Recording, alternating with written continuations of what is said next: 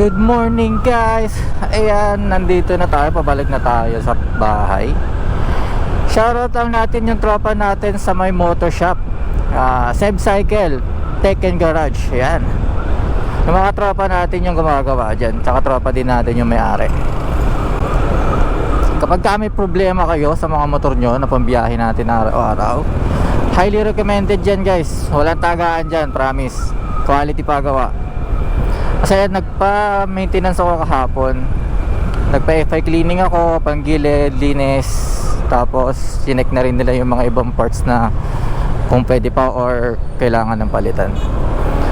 So yun, nakita nila na yung drive face ko medyo may may lubog na, hindi na sa naka-angle. So pina-angle ko na. Kaya pala may nararamdaman ako na kapag naka-slide throttle ako, hindi tuloy-tuloy yung pag-angat ng RPM.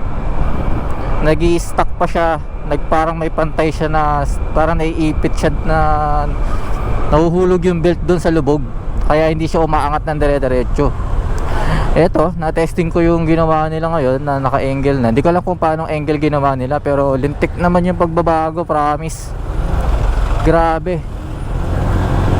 Ang agile masyado nung alis. Pagbigay mo ng konting throttle, dire-diretso na siya pataas. Hindi ko alam kung paano angle ginawa nila dito, pero grabe yung feedback. Kaya goods na goods.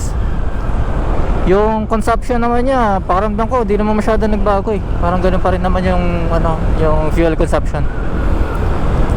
Kaya guys, kapag may problema kayo sa mga motor nyo, may kailangan kayo pagawa. Ayan, recommended natin yung mga tropa dyan sa Seb Cycle Tech Garage. So may wawa lang yan. Search nyo na lang yung nila, yung page nila, o kaya naman ilalagay ko na lang yung page nila sa pag-edit ng video. Ayan guys, peace out muna tayo, pauwi na tayo ng bahay. Nakasundot na tayo ng umaga. Peace out men.